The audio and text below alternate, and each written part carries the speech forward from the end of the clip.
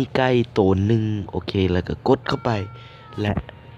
วิธีผ่านง่ายๆเลยเพียงกดหน้าปักนี้แล้วก็กดเด็กน้อยหลายๆบาทเลย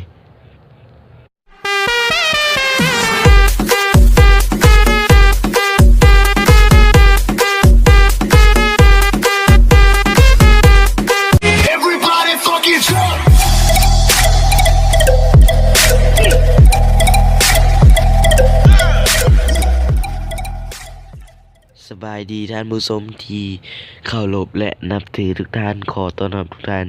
เข้าสู่ช่อง GOT7 Channel ลาวมื้อนี้มาอยู่กับตาเนาะสดๆเลยเนาะตอนเที่ยงคืนมื้อนี้ก็มาเล่นเกมกวนตีนเกมนึงเนาะ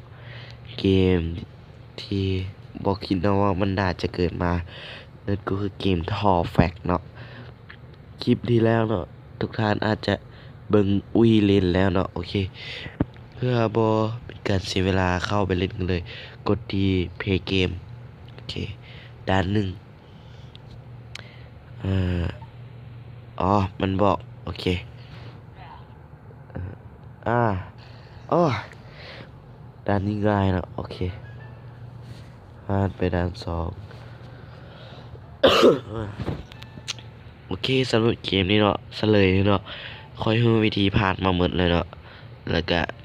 เพื่อเป็นงานตลกเนาะFuck you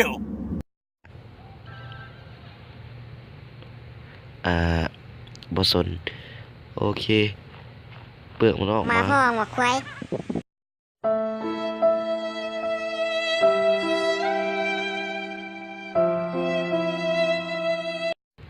ควายโอเควิธีผ่านเนาะกดที่เปลือกเขียวๆทั้งหัวมันเลยโอเคด้านนี้ต้องกดที่กระหอก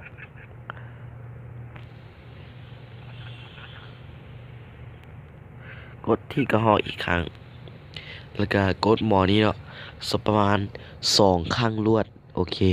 กดมัน2 ครั้งรวดโอ้โหถือว่า อ้าวกูไม่ได้กินมึงอย่ากินซิมค่ะกูซัดซิมค่ะกูซัดค่ะกูซัดซิมค่ะกูซัด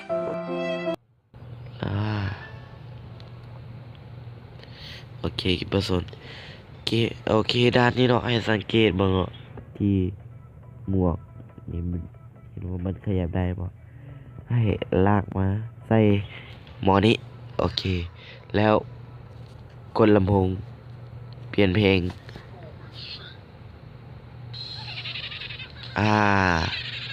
จากมันก็เปลี่ยนเพลงโอเคมีไก่รีอยู่หลังโทรทัศน์ผ่านแล้วเนาะสำหรับด้านนี้ไม่ยากอย่างเลยเนาะกดผู้หญิงจนกว่ามันซิมารีอยู่ต้นไม้ทางเทิงเนาะอ่ะมันลอยได้ยังไงวะกดถังเกียร์แล้วเรียบร้อยผ่านแล้วเนาะท่านผู้ชม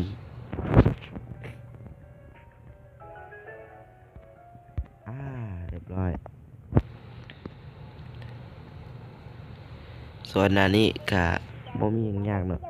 ต้องเลื่อนคนไปทางขวาแล้วตด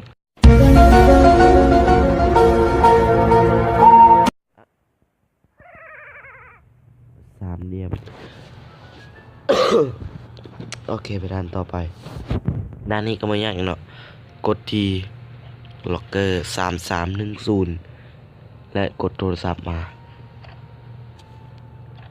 ปั่นเข้ากันเลยแล้วมันก็จะกลายเป็นมีเพลิงระเบิดเล่นพี่เล่นปลาโอเคขออภัยบสนคำเลยคีดันโมยากแล้วปิดเปิดน้ำ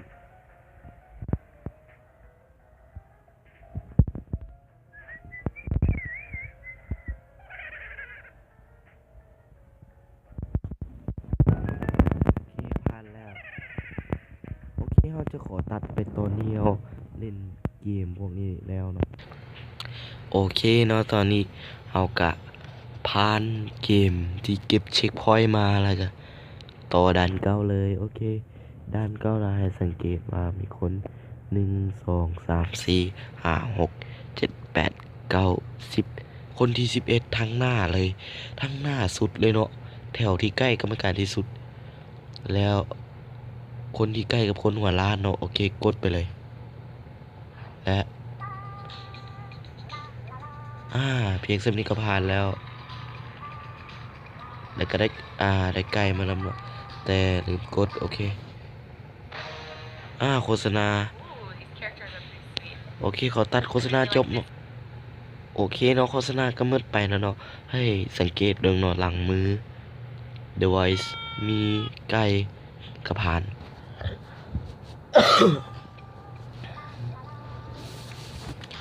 เรียงเท่านี้กระดาษผ่านดัน9ไปแล้วโอเคมาด้านนี้เนาะสังเกตเบิ่งหลังต้นกระบองเพชรเนาะมันจะมีไก่ตัวหนึ่งโอเคแล้วก็กดเข้าไปและวิธีผ่านง่ายๆเลยเพียงกดหน้าปักนี้แล้วก็กดเด็กน้อยหลายๆบาทเลย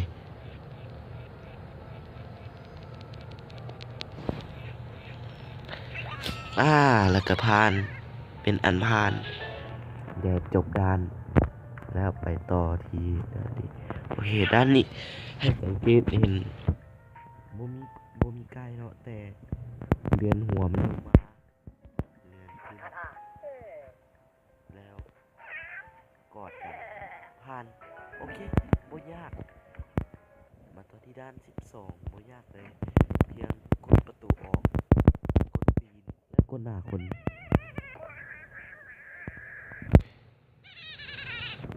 เรียบร้อย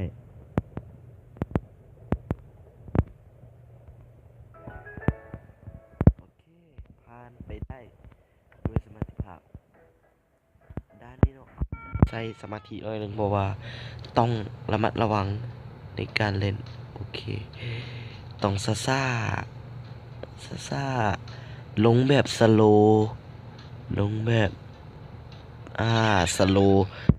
ลงแบบสโลเลยเนาะด้านต่อไปด้านนี้ให้สังเกตเนาะมันสิเป็นจุดฟ้าบอลกดจนมันเป็นดาวตกป้าบลงมาเรียบร้อย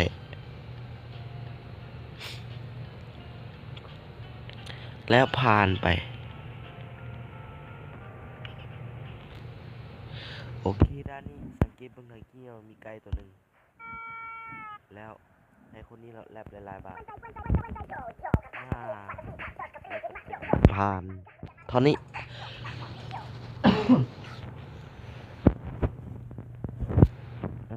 ภาพอาจจะซ่าเป็นเสียงเนาะเพราะว่าตัวเกมนี่เป็นตัวเกมเดโมโอเคสังเกตรีวิวของผู้หญิงคนนี้เนาะมีไก่แล้วมีเรือนเนาะเรือนเลยเรือน